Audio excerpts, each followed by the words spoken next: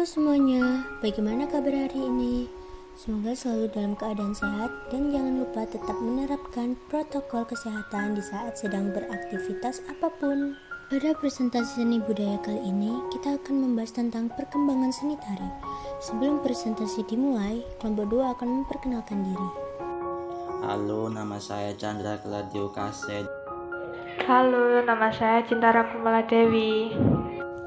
Halo, nama saya Citra Yuliana. Halo, nama saya Devia Rahmasari. Halo, nama saya Dian Ayu Drapsari. Dan halo, nama saya Enggayu Pamungkas. Seni tari adalah cabang seni yang mengungkapkan keindahan, ekspresi, hingga makna tertentu melalui media gerak tubuh yang disusun dan diperagakan sedemikian rupa untuk memberikan penampilan dan pengalaman yang menyenangkan atau menumbuhkan horizon baru bagi penontonnya. Berikut periodisasi perkembangan karya tari yang dibagi menjadi beberapa zaman. Perkembangan seni tari pada zaman pra-Hindu.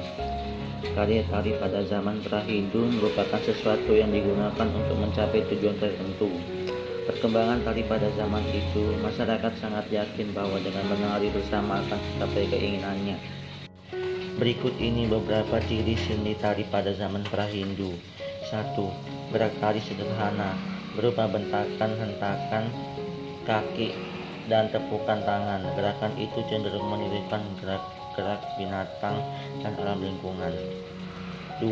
Iringan tarinya berupa nyanyian dan suara-suara kuat bernada tinggi.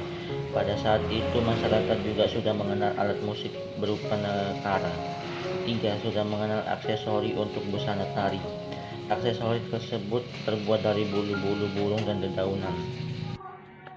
Perkembangan tari pada zaman Indonesia Hindu. Seni tari pada zaman Hindu dipengaruhi oleh peradaban dan kebudayaan dari India yang dibawa oleh para pedagang. Setelah penyebaran agama Hindu dan Buddha, perkembangan karya tari mengalami kemajuan pesat. Seni tari telah mempunyai standarisasi atau patokan. Hal ini terbukti dengan adanya literatur seni tari yang berjudul Natya Sastra karangan Bharata Muni. Buku itu berisi tentang unsur gerak tangan mudra yang berjumlah 64 motif. Berikut ini beberapa ciri seni tari pada zaman Indonesia Hindu. Gerak-gerak tari mulai disusun secara sungguh-sungguh. Pertunjukan karya tari mulai difungsikan.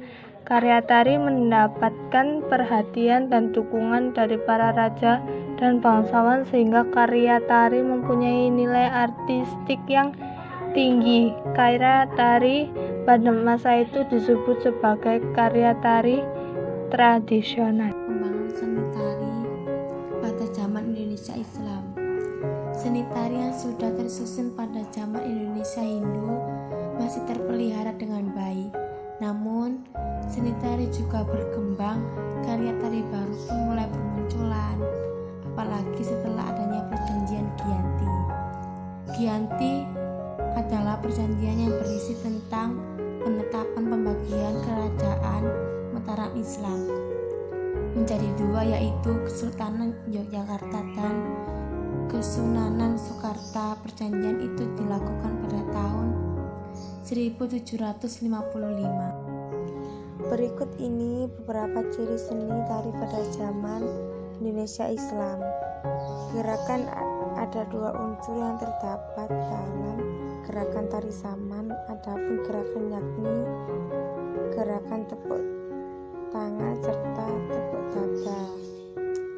Lagu pengiring berbeda dengan jenis yang lainnya. Seperti tari serampang 12, tari saman memiliki ciri khas dalam lagu pengiringnya yakni berupa syair-syair bernuansa Islam sebagai usaha penyisikan takwa dalam hiburan gerak.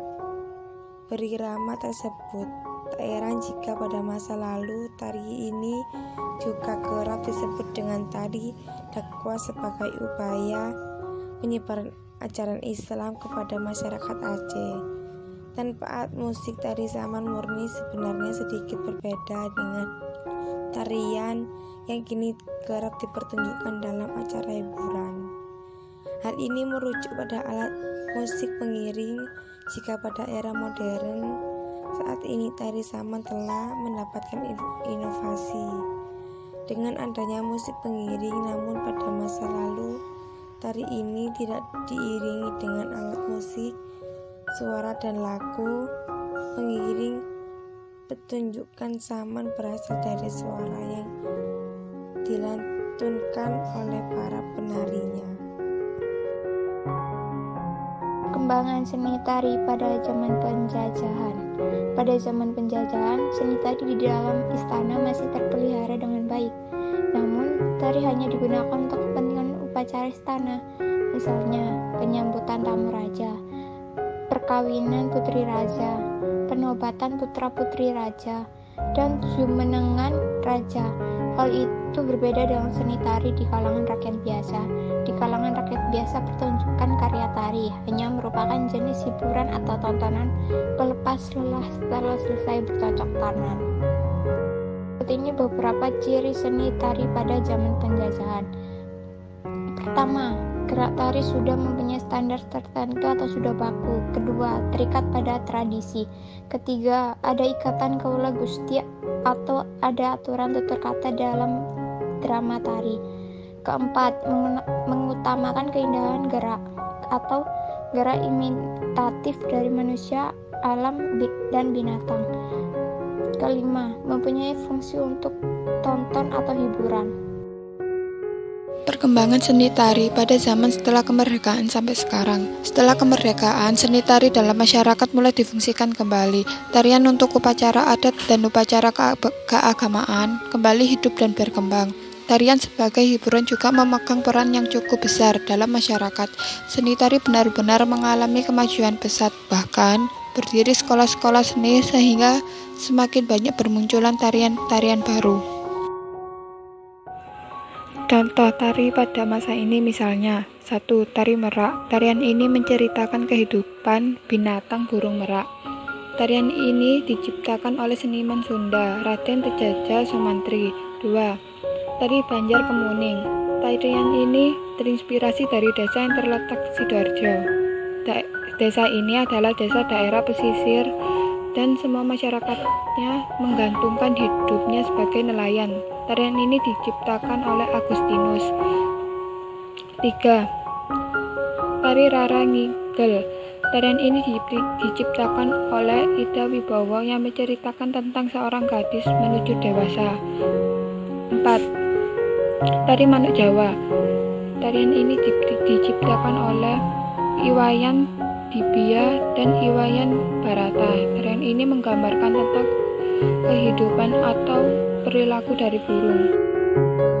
Kemajuan teknologi dan ilmu pengetahuan mengakibatkan meluasnya tata pergaulan hidup masyarakat daerah.